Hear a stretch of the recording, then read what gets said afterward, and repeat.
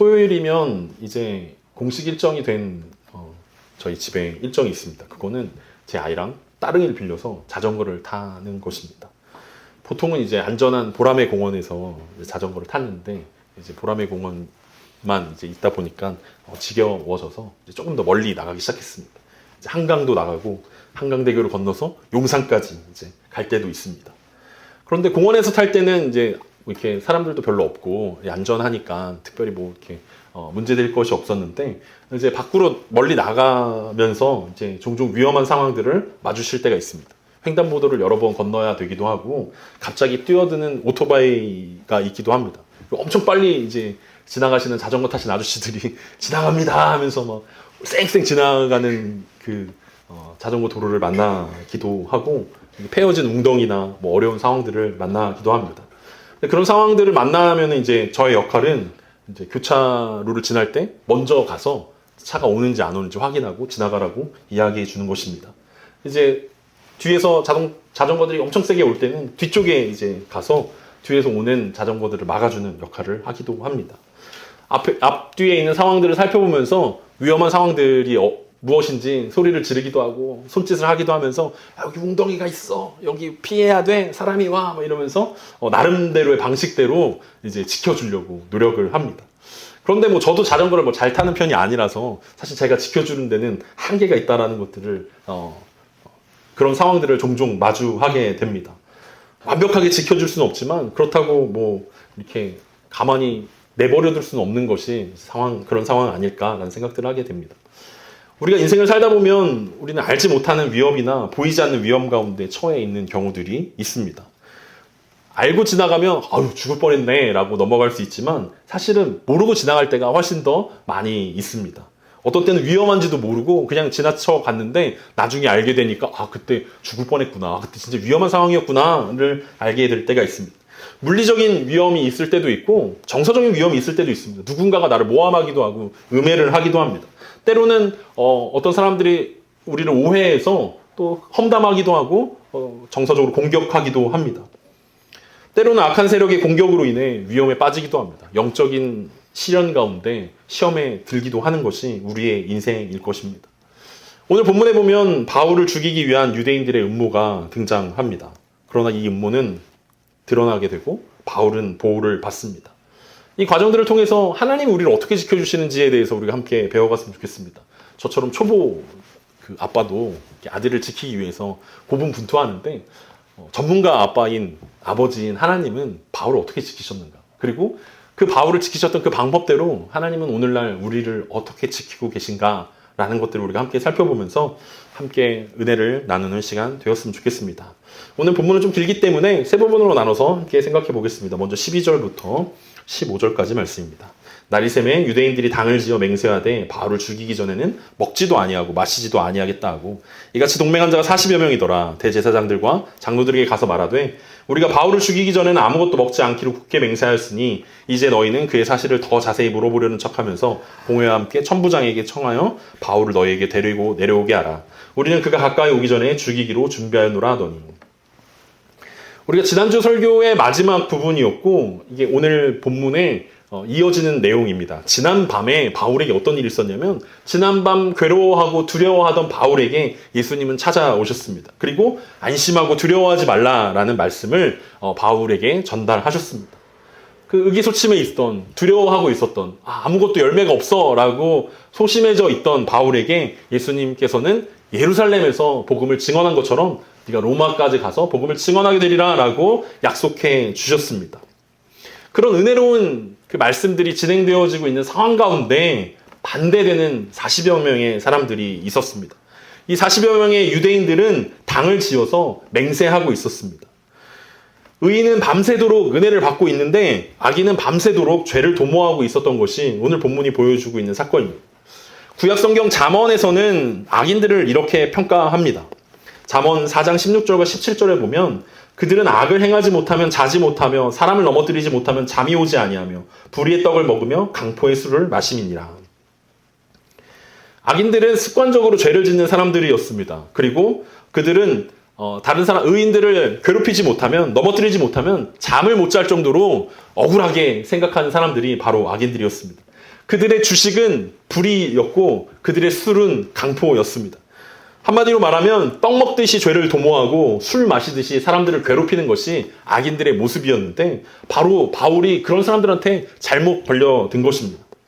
그들은 밤새도록 어떻게 하면 바울을 괴롭힐까를 고민했습니다. 그리고 날이 새자마자 그들은 당을 지어서 행동하기 시작했습니다. 왜냐하면 그들은 밤새도록 잠을 잘 수 없었기 때문입니다. 지난 청문회에서 자신들의 대제사장이 무시를 당했고 바리새인들과 사두개인들이 싸우게 되면서 자중질환을 겪게 된 것이 밤새도록 그들은 그 장면들을 회상하면서 우리가 바울에게 농락당했다. 바울에게 놀림이 되었다. 이 억울함을 어떻게 풀어야 되는가. 이 바울을 가만히 살려두면 안 되겠다라는 생각들을 하면서 그들이 밤을 새웠다라는 것입니다. 그들은 밤새 분하고 참을 수 없는 마음으로 잠을 이루지 못하고 날이 새기만을 기다렸습니다. 마침내 날이 새자마자 그들은 행동을 시작했습니다. 이 약한 사람들은 계획적일 뿐만 아니라 꼼꼼했고 부지런하기까지 했습니다. 이 바울이 마주하고 있는 악당들의 실체는 굉장히 위험한 사람들이었습니다. 계획적이고 꼼꼼하고 부지런한 악한 일을 도모하기에 최적화된 사람들이었습니다. 그들은 얼마나 바울을 죽이고 싶었냐면 바울을 죽이기 전까지는 먹지도 마시지도 않겠다고 하나님께 맹세했습니다. 그냥 맹세한 게 아니라 하나님 앞에서 맹세한 것입니다. 이걸 이루지 못하면 하나님 저를 저주해 주십시오라고 드러내놓고 맹세한 것입니다. 자신들이 말을 지키지 못하면 하나님이 목숨을 거두어 주셔도 좋다라는 맹세였습니다. 하나님이 참으로 기뻐하지 않으실 약속이지만 그들은 하나님이 전혀 기뻐하지 않는 누군가를 죽이겠다는 이 맹세를 하나님 앞에서 뻔뻔하게 했습니다. 아주 비장한 각오로 했을 것입니다. 대제사장들과 장로들에게 찾아가서 이 흐지부지된 바울의 청문회를 다시 개최하는 척하면서 로마의 영내에서 내려오게만 하면 나머지는 자신들이 알아서 하겠다라고 지금 약속하고 있습니다. 절대로 대제사장이나 산헤드린 공회에 해를 끼치지 않겠습니다. 우리는 단독으로 행동하는 것입니다. 그냥 내려오게만 해주십시오. 영내에 갇혀있을 때는 로마 군인들과 함께 했으니까 우리가 어찌하지 못하지만 밖으로 빠져나오는 순간 우리가 알아서 하겠습니다. 라고 무서운 계획을 내놓고 있는 것입니다. 그들은 죽기를 각오하고 대제사장들과 장로들을 설득하였습니다. 어떤 것도 그들의 분노를 잠재울 수 없었습니다. 바울의 죽음만이 그들의 분노를 잠재울 수 있는 것이었습니다. 이것은 바울뿐만 아니라 지금 영내에 갇혀있는 바울이 감히 이런 것을 상상이나 했겠습니까? 어느 누구도 이런 계획이 펼쳐지고 있을 거라고는 상상하지 못했을 것입니다. 지금 백부장도 천부장도 이런 계획이 있다는 사실들을 아무도 알아차릴 수가 없는 아주 완벽한 계획이었습니다. 그들은 불의의 전문가들이었고 강포의 프로였던 것입니다. 하지만 사람의 완벽한 계획에도 하나님에게는 아무것도 아닌 일이라는 사실들을 우리는 금방 깨닫게 됩니다. 과연 하나님이 바울을 지키시기 위해서 어떤 방법을 사용했는지 오늘 본문 16절부터 18절입니다. 바울의 생질이 그들이 매복하여 있다 함을 듣고 와서 영내에 들어가 바울에게 알린지라. 바울이 한 백부장을 청하여 이르되 이 청년을 천부장에게로 인도하라. 그에게 무슨 할 말이 있다 하니 천부장에게로 데리고 가서 이르되 죄수 바울이 나를 불러 이 청년이 당신께 할 말이 있다 하여 데리고 가기를 청하더이다 하매. 하나님이 바울을 지키시는 방법은 바울의 생질을 통해서였습니다. 하필이면 40여 명의 이 완벽한 자객들의 계획이 바울의 생질에게 들려졌습니다. 이 생질이라는 것은 누나의 아들, 즉 조카를 말합니다. 그러니까 바울에게 누나가 있었고 그 누나에게 아들이 있었다는 사실을 우리는 처음 듣습니다. 근데 성경에 보면 처음 나오고 한 번도 나오지 않는 이야기입니다. 바울은 자신의 가족들에 대해서 한 번도 언급한 적이 없습니다. 오직 오늘 이 부분에만 등장하는 것입니다. 왜냐하면 빌립보서에서 바울이 뭐라고 이야기하냐면 자기가 그리스도인이 되면서 자신에게 있는 모든 것을 다 해로 여긴다라고 이야기하고 모든 것을 다 버렸다라고 이야기합니다. 그래서 학자들은 뭐라고 이야기하냐면 바울이 그리스도인이 되면서 바리새인 가정에서 태어났던 이 바울이 모든 가족들에게 의절당했을 것이다 라고 추측을 합니다.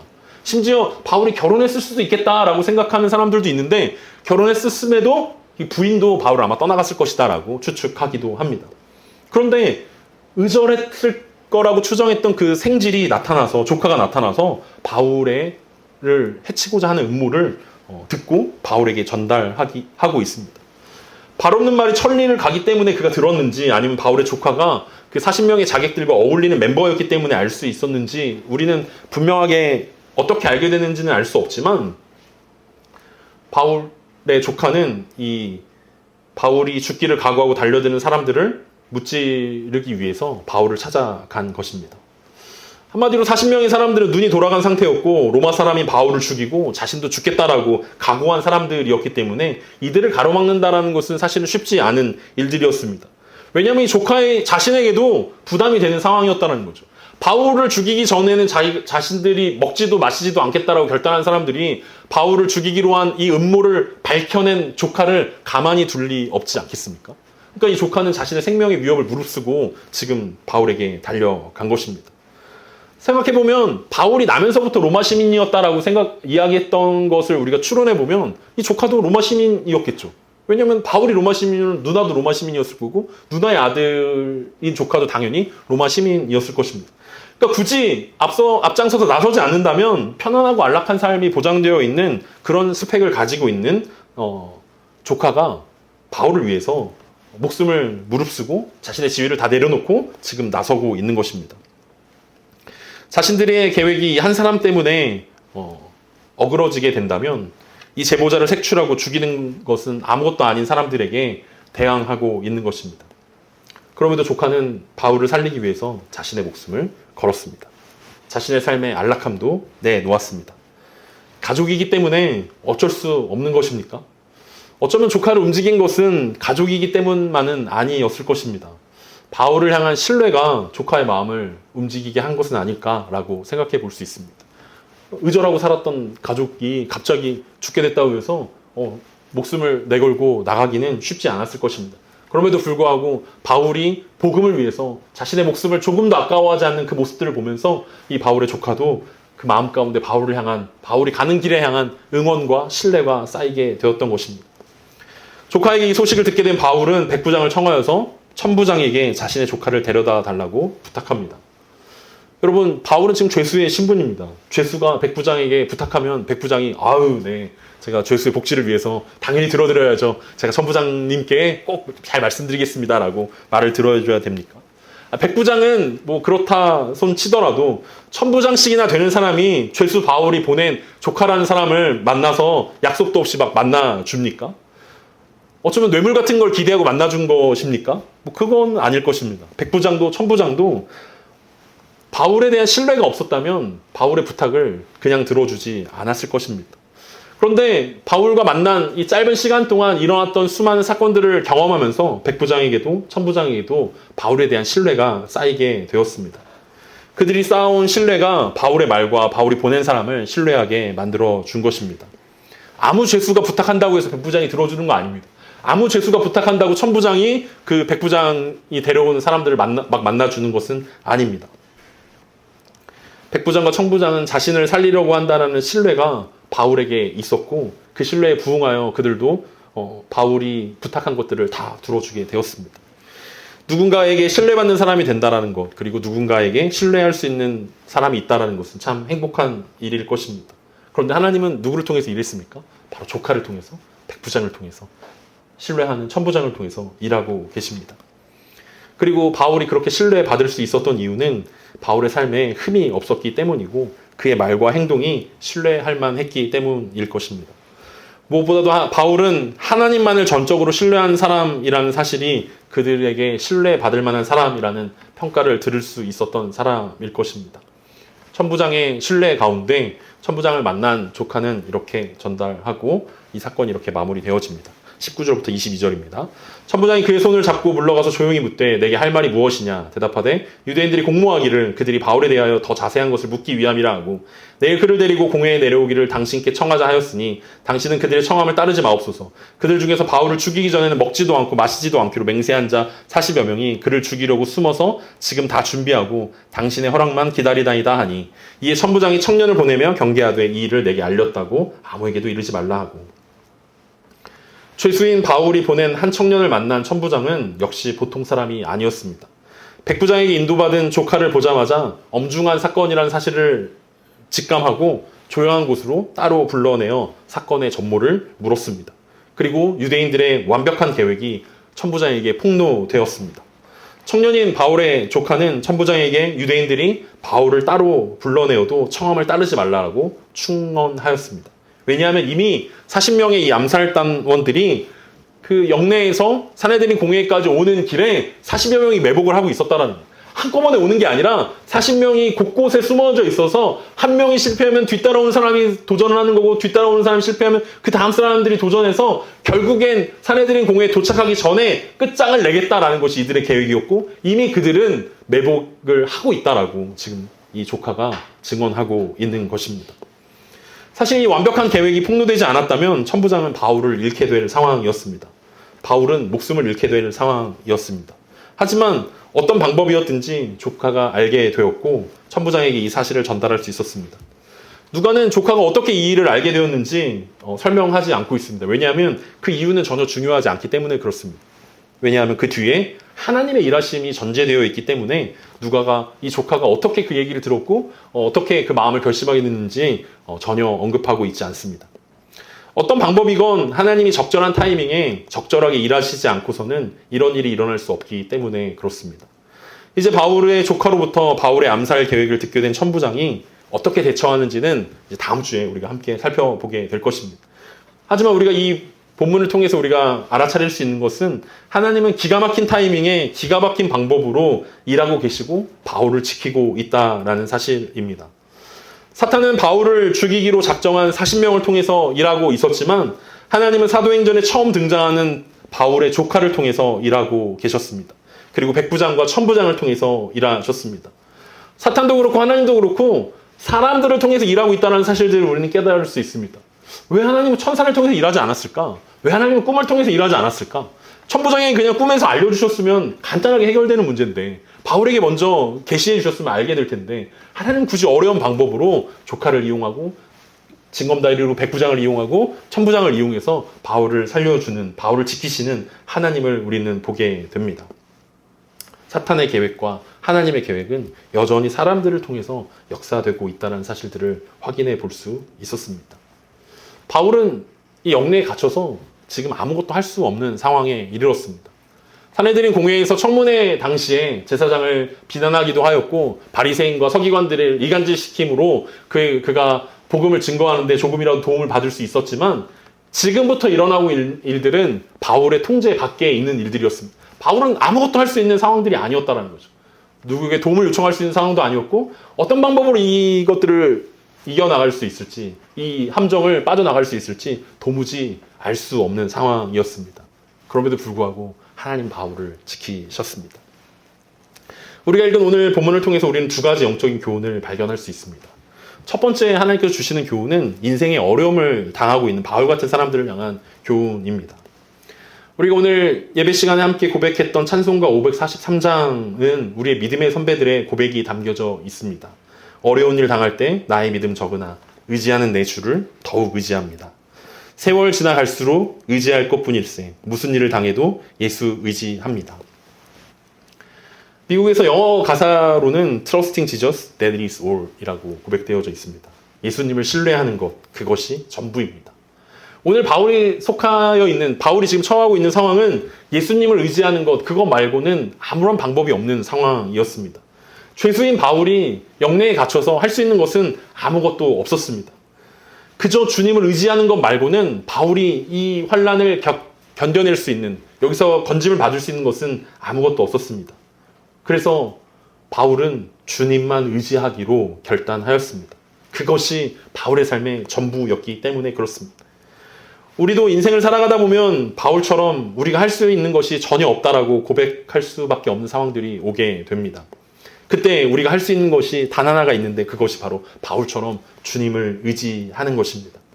그리고 그것이 주님이 우리에게 요구하시는 단 한 가지라는 사실들을 우리는 깨닫게 됩니다.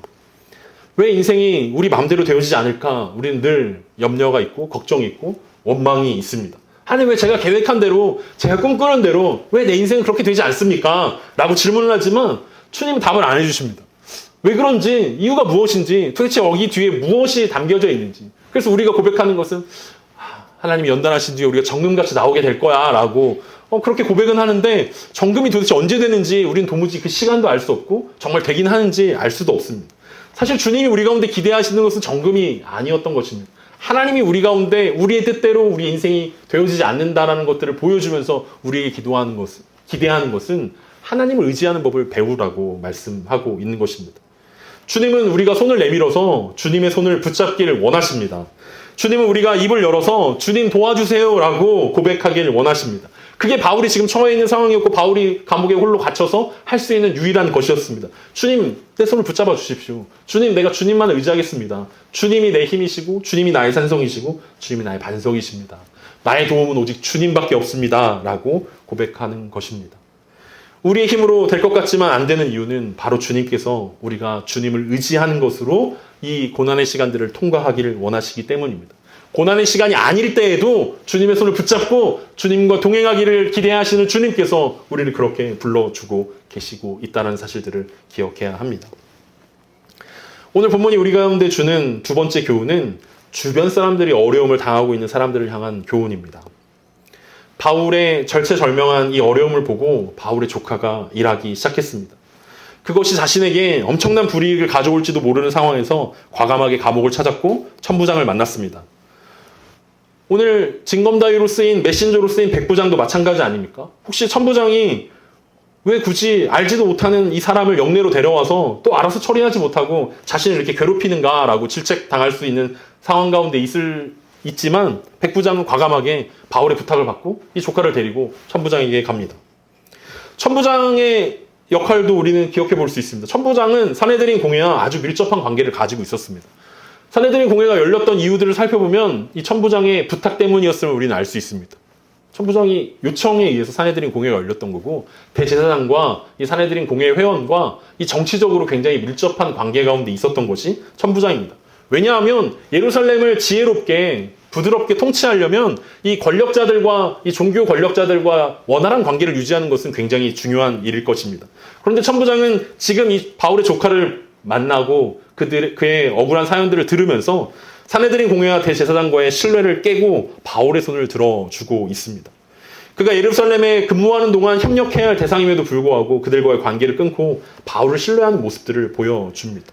그들이 자신들이 지금 하고 있는 일이 하나님 나라의 어떤 역할인지 알지 못했지만 그들은 자신들이 신뢰하는 바울을 향해서 마음껏 도구가 되기로 결단하고 그렇게 일하고 있는 모습들을 보게 되고 있습니다.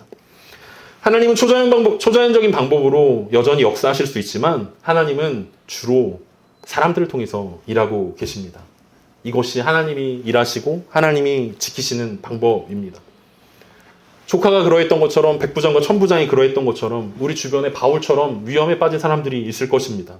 그때 우리는 주님의 손과 발이 되어서 하나님이 그들을 지키시는 방법 중에 하나가 되어야 할 것입니다. 우리를 통해서 누군가를 구원하고자 하는 하나님의 방법이 바로 우리라고 생각해야 할 것입니다. 우리를 통해서 누군가를 구원하고자 할 때 우리는 마음껏 하나님이 우리를 사용하실 수 있도록 신뢰받는 사람이 되어야 한다는 것입니다. 하나님이 우리를 신뢰할 수 있도록 그리고 구원받는 사람이 우리를 신뢰하고 부탁할 수 있는 넉넉한 마음의 여유가 우리 가운데 있지 않으면 우리는 이 도구가 되어질 수 없을 것입니다. 누군가 어려움을 당한다면 여러분은 고민을 들어주는 사람입니까? 누군가가 염려가 생기고 걱정이 생겼을 때 여러분이 그들에게 생각나는 사람입니까? 아, 내가 연락해서 나의 어려움을, 나의 고통을, 나의 이런 신세 한타를 해야 되겠다, 나눠야겠다라고 고민을 털어놓고 싶은 사람입니까? 아니면 저 사람은 피도 눈물도 없는 사람이야, 내 말을 듣지 않을 거야 라고 생각되는 사람입니까? 여러분 누군가의 손을 잡아주는 사람입니까? 아니면 그 손을 내민 손을 과감하게 거절하는 사람입니까? 오늘 바울이 내민 손을 그리고 내밀지 않았더라도 바울의 조카가 그리고 백부장과 천부장이 바울의 손을 잡아주었던 것처럼 우리도 누군가의 손을 잡아줄 수 있는 우리가 되었으면 좋겠습니다. 혹시 바울처럼 어려움 가운데 어떤 상황 가운데 처해 있든지 주님을 의지하는 주님의 손을 붙잡는 저 여러분 되길 바랍니다. 그리고 바울의 동역자들처럼 바울의 신뢰를 벗삼아서 우리가 누군가에게 도움이 되고 힘이 되어지는 저와 여러분이 됐으면 좋겠습니다. 많은 사람들이 복음이 믿을 수 없는 이야기가 되었다라고 고백합니다. 왜 복음이 믿을 수 없는 이야기가 되었습니까? 혹시 복음을 전하는 우리가 신뢰받지 못하고 있기 때문은 아닙니까? 우리의 이야기가 그들에게, 우리의 삶이 그들에게 모범이 되어지지 않아서이기 때문은 아니겠습니까? 다시 한번 예수님을 의지한다는 그 복음이 우리에게 힘이 되어지고 우리가 붙잡고 있는 그 주님이 누군가에게 힘이 되어지는 그 사실이 우리 가운데 복음이고 진리이고 주님만 의지하면 그것으로 충분하다라는 우리의 고백 되어지길 간절히 소망합니다.